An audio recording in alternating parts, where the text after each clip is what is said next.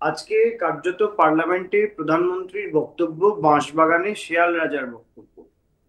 হ্যাঁ, ভারতবর্ষের সঙ্গে পাকিস্তানের যুদ্ধ হবে কি হবে না, যুদ্ধটা কার্যত চলতে চলতে সিজফায়ার হয়ে গেল, সেটা ভারতবর্ষের লোক ভারতবর্ষের প্রধানমন্ত্রীর কাছ থেকে জানতে পারেনি।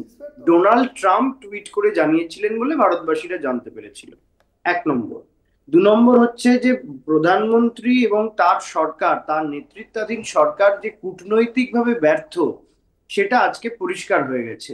আমাদের দলের সর্বভারতীয় সাধারণ সম্পাদক সহ অন্যান্য সব রাজনৈতিক দলের প্রতিনিধিদের নিয়ে যখন ডেলিগেশন টিম ভারতবর্ষের হয়ে কথা বলতে বিভিন্ন দেশে গেল, তার পরবর্তীতেই আমরা দেখলাম যে সন্ত্রাস বিরোধী যে মঞ্চ, সে তার ভাইস প্রেসিডেন্ট হিসেবে ভাইস চেয়ার ইউএনএসসির যে counter terrorism vice chair committee vice chair হিসেবে পাকিস্তানকে রাখা হলো।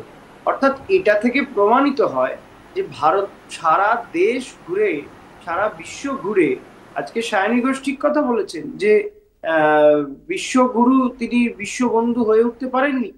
তার কারণ হচ্ছে যে এটা তার অ্যাকশন গুলো থেকে প্রমাণিত হয়ে যায় যে সারা দেশের কূটনীতি তিনি সেভাবে ম্যানেজ করে উঠতে পারেননি বলেই আজকে পাকিস্তান সম্পর্কে অন্যান্য দেশ বা আমি রাষ্ট্রগুলো এই এই প্রসঙ্গে অবস্থান আসবো, আমি এই নিচ্ছে। প্রসঙ্গে দেবজিতের কাছে আসবো, তার একটু আমি সায়নের একটু কাছে শেষ যাই। করি। হ্যাঁ, আমি শুধু একটু একটু সংক্ষেপে, কারণ আমরা সেকেন্ড। অলরেডি শুরুই করেছি দেরিতে, যে কারণে আমাদের সময় হ্যাঁ, খুব হ্যাঁ, সংক্ষিপ্ত। আমি সবার কাছে খুব হ্যাঁ, সংক্ষেপে যাচ্ছি, আমি প্লিজ। দ্বিতীয় পর্যায়ে যে প্রশ্নটা, সেই প্রশ্ন আমাদের এখনো থাকছে। এবং আমরা একথা বলছি যে ভাগ্যিস আমরা পেহেলগাঁও সম্পর্কে আলোচনাটা চেয়েছিলাম, তাই এত তাড়াতাড়ি তিনজন নিকেশ হলো। আর যিনি নিকেশ হলেন না, স্বরাষ্ট্রমন্ত্রী আজকে পার্লামেন্টে দাঁড়িয়ে বলেছেন 2023 সালে এই মুসা ভারতবর্ষে ঢুকেছিল। স্বরাষ্ট্রমন্ত্রীর তো অবিলম্বে পদত্যাগ করা উচিত। আমি দু আসবো, হাজার সায়ন। তেইশ সাল থেকে সায়ন 2025 একজন জঙ্গি ভারতবর্ষে রইলেন, হ্যাঁ, হ্যাঁ, স্বরাষ্ট্রমন্ত্রীর কি মুপিয়াদি, ভূমিকা?